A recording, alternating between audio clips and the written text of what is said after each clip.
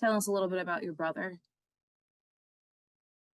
Erick was my best friend growing up. We made it through foster care, together. Got adopted by some really good people as teenagers, or actually, we were adults at the time.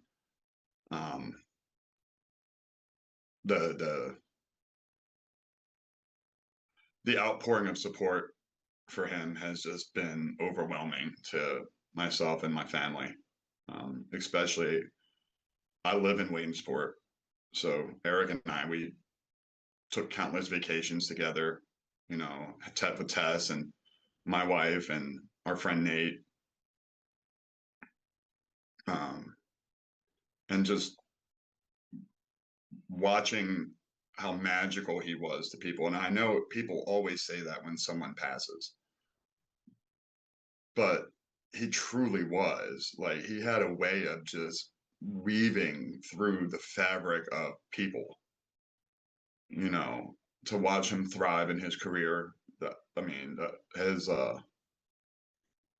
little get together was the other day on Tuesday, and the place was packed, like standing room only. I mean, it was just great to see. And I've been on social media. I've seen a lot of people just say so many great things about Erick. I mean, what are some of your favorite memories with him, and how do you want the community to remember your brother? I have one that he just recently finally admitted to. When we were children, I had to be 8, he was 7. Our grandparents bought us a Nintendo. So this was like in the early 90s. So Nintendo was a thing. And we played with it all winter. And he was always better at me than it. But he got mad at me one day. So he took our Nintendo down the street and sold it to another kid for a quarter Oh no. so he can go buy an ice cream cone. He finally admitted it though. I always knew he did it, but um, you know, when it comes to remembering him, I mean, he just had such an impact on people that I don't think he's ever going to be forgotten. Like, I was sitting earlier trying to, write for his service, and it's easy. It's easy. Like, I come into contact with people every day who I'm so had I'm sorry. They keep turning the lights off in here. Let me go turn them back on. motion detecting. Yeah, yeah. Okay. We are good to go. I'm so sorry. These things happen. No, Erick and I, we actually became parents together. It was a crazy coincidence. And right before our significant others at the time gave birth, I tried to talk Erick into going out to the bar with me just one more time. I'm like, man, listen, we're about to be dads. We're never going to be able to do this again. Come on. He's like, no, Lonnie, because the minute I do it, the minute Danny's going to go into labor. Or sure as hell, about 11:30 that night, I get a call, Danny's in labor. I'm like, oh, okay. And that Amaya was his everything. He was a dad amongst dads. And then my son was born 2 days after that. And so my son and Erick share the same birthday, Wow. August 6th. So yeah, they completed his autopsy yesterday. So he's back home, and we're just trying to finalize what we need to do for the service. You had talked previously, just about the outpour of support from the community. So can you tell us a little bit about that? Like, how has the community, friends, family, strangers come together for you and your family? So that benefit that they did the other day, all of the proceeds are going to be donated to Amaya, his daughter. And then in the spring, Erick was known for having charity carnivals every year. And it was his thing. And so all the bands that he gave a shot to, all the community people that reached out to him, they're going to throw a benefit this this spring. and set up a college fund for Maya.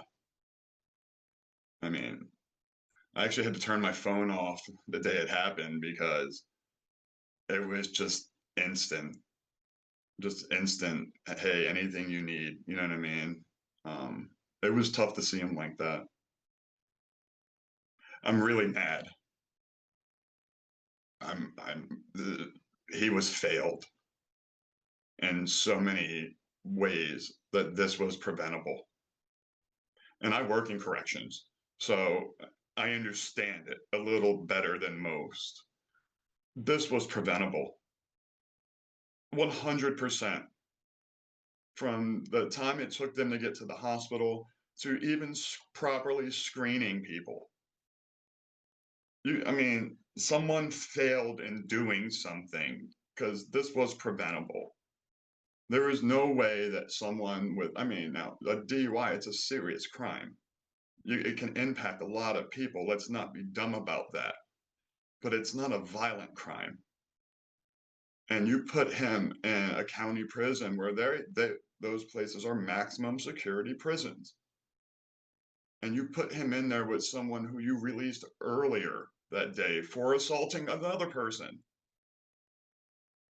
It it just baffles me. And I know that they say that they're going to complete their investigation and review their protocols. Nothing's going to change. It's just not. I mean, I can't be mad at the system because most of the time the system works, but this time it did not. And it failed a beautiful human being.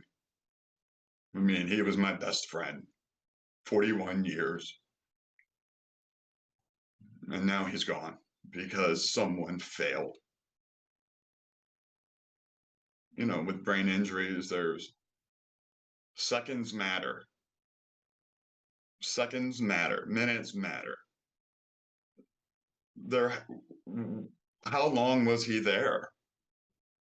How long did they keep him in their infirmary? How long did it take for somebody to come to his aid? Where was the guard? Do they have a pod system where they just recreate around? You know what I mean? Who let that man in the cell with Erick? These are just questions that I hope that this is transparent because it's not going to be forgotten. They took a beautiful human being away from us that he genuinely made everyone else's day better. And yeah, I mean, I hated him sometimes too. He's my brother. You know, even as adults, we're stubborn and we argue and we fight and you know, excuse my language. I'll be a son of a bitch, but I dare you to try to call my brother one. You know what I mean? Mhm. um, but I mean, this hurt all of us, and I don't foresee it getting any better. But just the love and the people he touched around here. I mean, shit, I better get some exercise because his service is going to be a thing. It's going to be hours for sure. And it's never a bad time to get together to talk about him.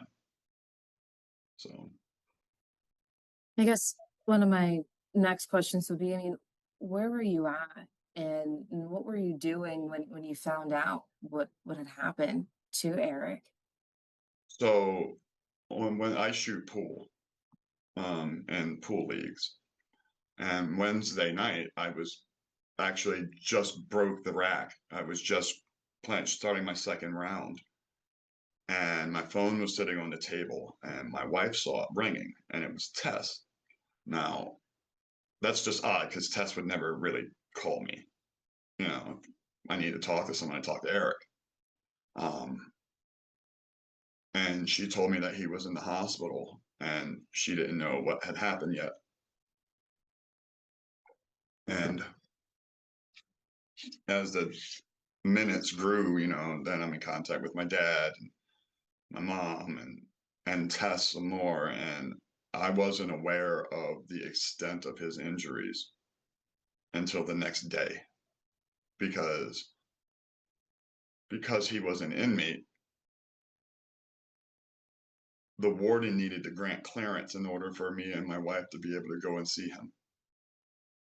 And I didn't talk to anyone until 8 o'clock that morning, 9 o'clock that morning, Thursday. And they didn't tell me anything of substance. So we drove out there, which was about a 2.5 hour drive. And they held us at the window. They wouldn't let us go even in the hospital at first. And then when they finally did, I opened the door and just there he was, just beaten to a pulp. And I knew, so something in me knew that he wasn't there. Like, it's funny because my wife was telling me that we all talked about Erick that day. Like, before we knew what was happening, I got home from work and I had said to my wife, I said, I was thinking about texting Erick something that I saw. I don't even remember what it was, but it was funny. We shared a lot of memes together. So, and I just never sent the text for some reason. I just knew something was off. My dad did the same thing, and so did Tess. And yeah, so I was shooting pool. And that was the worst phone call I've ever received in life. But the doctors came in and, they talked their medical jargon, and I'm not the type. My dad couldn't make a decision. Tess couldn't make a decision. So I knew that Erick was too vain. He was a pretty boy. Everything about him was pretty. Like, we couldn't be more opposites in that. His shoes always had to match his shirt, which had, between him and my wife, they could arm a small country with shoes. Who else do you know has a leopard print Nike cardigan? Not anyone I know. Where do you even find something like that? I think I sent you a photo of him in it. That was for my 42nd birthday. Those photos. We all drove out to Harrisburg. Nate, his girlfriend, me and my wife, because we all live in town here. We all packed up the car and we're going to CE, right? And they took me to a steakhouse for my birthday. That's all I wanted, was just a good steak. Oh man, and we went back to his place and we just continued to party. The next morning, Nate and I just look at each other like, man, this is like we were 20 again. We can't be doing this anymore, man. There's shot glasses all around and beer cans in the garbage can, and all of the girls are still sleeping, and we're just looking at each other like, that's pretty epic. That was a good birthday. So, And yeah. you had mentioned that you feel like the system failed your brother. What are you hoping is done moving forward? Have you heard from officials? Have you gotten any type of updates? The warden called to ask for my address so they can send a condolence card the day after he died. A condolence card. Now, I appreciate the fact that it's a correctional institution. Everybody isn't there for being nice. I respect that fact. It's a hard job. Working in corrections, it's a hard job. And my hats go off to, I don't remember their names, but those two guards that were in Erick's room could not have been more professional. In every sense of the word, they were stand-up guys. They made it easier. They stayed off to the distance.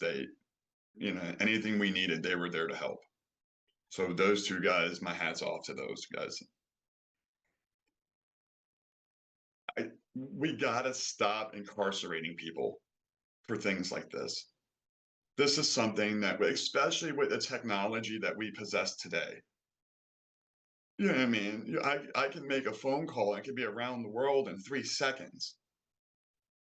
This was not something that Erick needed to be put into a prison for.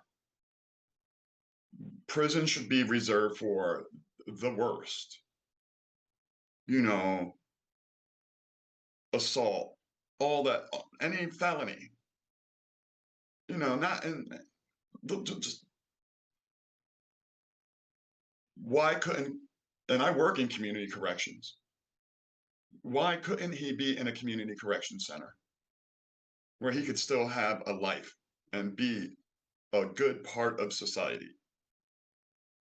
Why couldn't he be on some type of ankle monitor? We possess the technology. I mean, just in Williamsport here, we have centers that pretrial detention centers where people go and check in. Why can't that be a thing? And instead, for something like that to even be considered in Pennsylvania, a man has to lose his life. I truly hope that the judge and the prosecutor who saw fit to take a crime like a DUI and put a man in prison and he lost his life, I hope they lose sleep over this. I do. I don't wish harm on anyone besides Trayshawn. And he's going to get what's coming to him, eventually. And his life is not going to be easy. He's going to live in solitary confinement for a very long time. And when he goes upstate, he's going to live in solitary confinement. He better, because that man obviously showed that he can't be trusted around other human beings. That something just, I believe in justice. I believe in crime and punishment. And I mean, even growing up, I was no angel myself. It took me 30 years to find out who I am. But not that. Not that. Not there. If he was killed in a car accident, it's like, oh, okay. I mean, these things happen. If a frying pan fell on his head, something. These things happen. But he was put in a position to be murdered. Let's call it what it is. He was murdered. Trayshawn Nowlin murdered my brother. He murdered my niece's father. My brother Jeremy. I mean, Christ's sake, we just found out today that he has to be transferred to UPMC for surgery or he'll be paralyzed. So they're shipping him off to Pittsburgh now. He's crushed. And Jeremy's a gentle soul. How was he put in this position? And when are they going to tell us exactly what they know? And somebody has to say something. And I'm not one to go and hold up a picket sign and you know what I mean, because you're just blowing your own smoke up your ass at that point. It's really not going to do anything. Somebody has to say something. You know what I mean? Investigations, they know what happened. They already know what happened. There were cameras. It's cut and dry what happened. At least give us a timeline. Erica, the only story we're ever going to hear is a story out of Trayshawn's mouth. And that story is going to be wholly self-serving. It's only going to be what he thinks is going to get him in less trouble. We're never going to know the truth. But at least you can give us the facts. Facts don't lie. That man's going to lie. We know that. If I had the opportunity, I think it's wise that I don't go to his hearings in person. So I hope that if they can't do anything else with the technology that we have, they can make it so we can virtually appear. I mean, at least do that for Eric. I mean, they sent them in a dungeon. He was scared. They thought the one lady correctional officer said that at first she thought Eric was going through withdrawal because his hands were shaking so bad when he got there. Turns out he's just scared. He wasn't going through withdrawal. He was perfect. From what? You know what I mean? Eric's two vices were Miller Lite and Fireball. I mean, um, he was just scared. And I know for a fact that even when we bring in, we don't call our inmates because they're not anymore. They're now reentrants. We do a mental health screening on them when they first get there. Was that completed? I mean, obviously, if it's the second time that guy was there that day, there had to be an issue going on. Why wasn't he segregated? You just put him in there with someone, a non-violent offender. That's what Eric was. He was a non-violent offender. Not saying I mean, shit. He was dumb. He got drunk and drove a car. He shouldn't have done that. But for him to lose his life over this,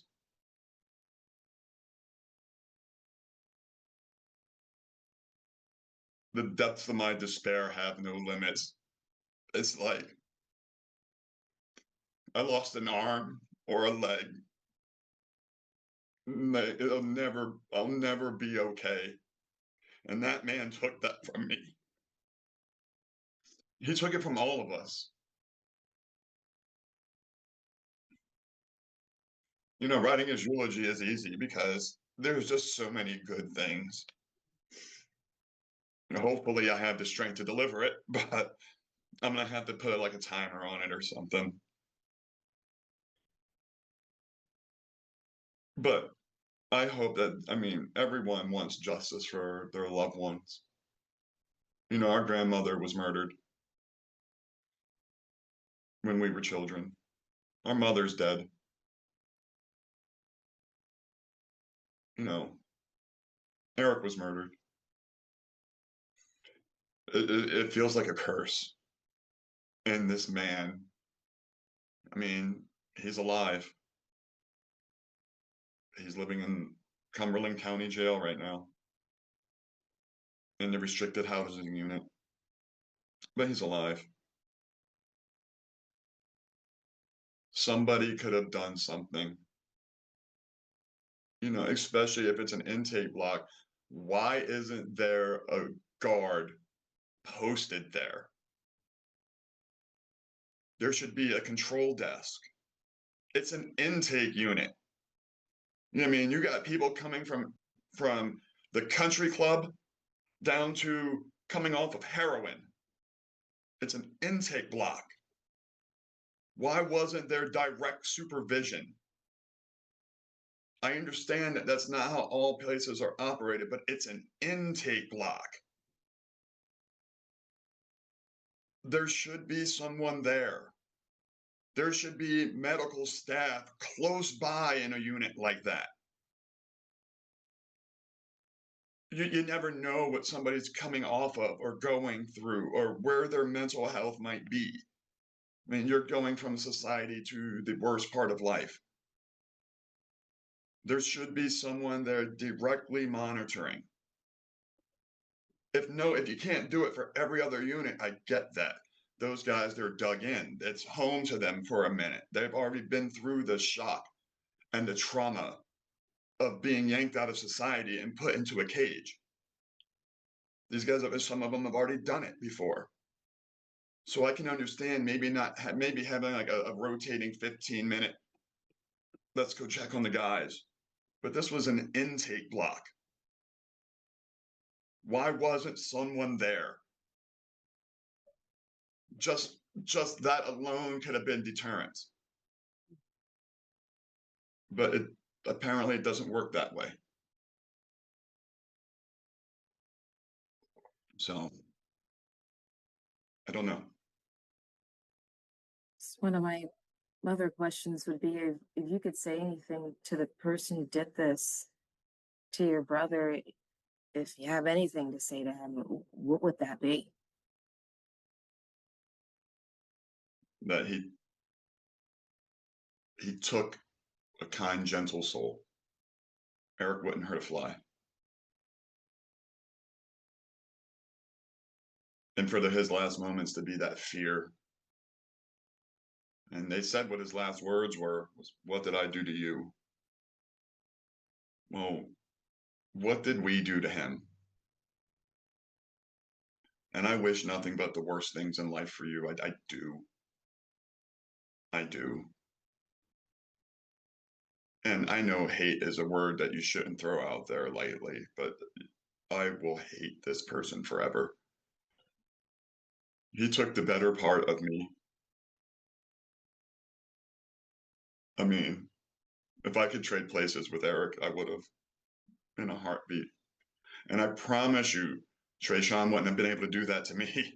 I promise you that. Um, he was. I feel bad for that man's family too, because he has to have a mother that cares about him, or a sister, or a brother, or an uncle, something. And now they have to live with the fact that their loved one is going to be a convicted murderer. And they're never going to be able to see him again. Not in the way that we want to for holidays and cookies and, hey, let's go shoot some pool at the bar. You know what I mean? Something. They'll never be able to do that with him again. And I feel bad for them. Whereas you want to hate everything, mine is very narrowly focused on Trayshawn. You know, one of the hardest calls I had to make was to Erick's brother yesterday, Raymond. He's our oldest brother. He's incarcerated, and he will be for the rest of his life.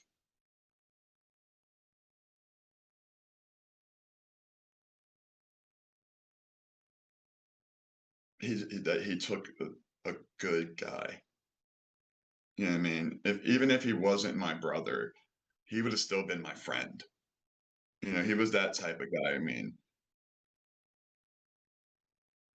I gave him his first job in the kitchen. He was just tired of doing what he did, because that's what I did for a majority of my life. I was a cook. And he took that and somehow rolled the dice and parlayed it into Pine Square. That place wasn't nearly what it was before Erick took over. I mean, the owners will tell you that. The staff will tell you that. You know, he gave people careers. He took chances on people that most people wouldn't take a chance on, because he saw something in people. I'll probably never go back. You know, because I gotta, I'll probably never go back. It's just there's too much of him there. They asked me, can they have his Michael Jackson outfit? I heard about the So, Michael Jackson outfit. oh yeah, yeah. And he pulled it off. The red leather. He had the penny loafers on and the socks, and he pulled it somehow. The light skinned Michael Jackson, you know. You know, both of our favorite artists was Justin Timberlake, and now it's kind of lost its luster. You know, a lot of things in life have lost their luster because of Trayshawn Nowlin. And whatever it is that he needed to get out of his system, I hope he got it out of it. And I pray that he doesn't ever hurt another human being. But I mean, I'm not, I do believe in an eye for an eye. And it's not going to happen. It's not going to happen. I mean, Pennsylvania hasn't executed somebody in what? I mean, how Yeah. many years?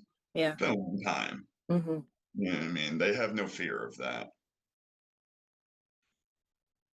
But things like this should be addressed.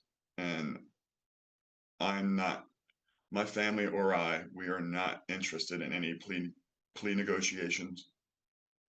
No deals for this man. He should get the maximum amount of time. I know criminal homicide is just a broad term until his autopsy comes back, but this was just cold-blooded murder. He murdered him. Maybe he wanted to be tough and tried to prove himself when he got into the cell and it went too far. I don't know. I wasn't there. But this was murder. And I hope that the district attorney's office treats it as such. I don't want to see any involuntary manslaughter shit. Excuse my language. This wasn't that. That man walked in there and set his mind to killing someone. And that's what he did. It was no crime of passion. There was no argument. They didn't know each other. There's no possible way. I mean, I knew most people that Erick knew. He didn't know him. Erick and I've never even been to California. So, you know what I mean? Like, Yeah. but I hope that this is addressed in the proper way. And our family is not interested in plea deals. If you want what's best, so, you know, like I said, I'm not the type that I'm going to go hold a picket sign and, you know what I mean, justice for Erick. And that shit's to the birds. But I'm not one to forget things. And I'm not going to let this go. Someone has to stand up for him. He would do it for me. You know, when we were younger, when we were children, we were so close. Like, our father, Lonnie Sr., was an abusive man. He was not a kind person. And he had a tendency to take his aggression out on me. And I always took it because I always said, you know, I'm protecting my brothers. Well, once Lonnie Sr. locked me in the basement for like close to a week. And when he was crashed out or doing whatever he did, Erick would sneak food downstairs to the basement to me and bring me cups of juice. And he'd just sit there. And we were both scared, but I couldn't let him know I was scared. You know, he was scared. And then he would go back upstairs and lock the door back how it was and put the chair back in front of it because he didn't want that rage. I mean, we made it through the worst of circumstances together. And somehow I think we became somewhat respectable men. He was an awesome dad. He called my son the king of Pine Square. Um, when Noah was younger, him and his mother had an apartment in Pine Square. And Noah couldn't have been more proud to see his uncle go because he got to go down there. And Erick hired my son's mother to work at the brickyard as the general manager. He also hired my other son's mother, who became the general manager. Like, my son would walk around there and tell people what to do. Little 7, 8-year-old him, you know what I mean? Like, well, my uncle is Erick.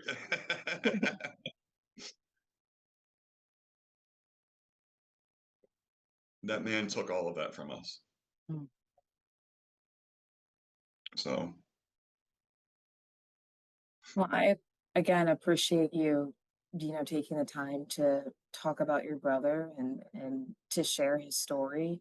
Um, if I kind of leave this up to you, if there's anything else you'd like to add that you feel would be essential when putting this together. Um, I know you no, I'm sure said, you'll do a good job. all right. I appreciate that. And again, I appreciate your time as well. I didn't want to cut you off, but the Zoom, it only allows us to go 45 minutes, and then it's going to shut off. So we got like 60 seconds. I understand. I don't want to Thank cut you you. off or anything. But as long as you feel like you've said anything, you said everything, you've addressed everything. Yes. Then I look forward to putting the story together, and we're looking to air this on Sunday and Monday. All right. I'll look for it.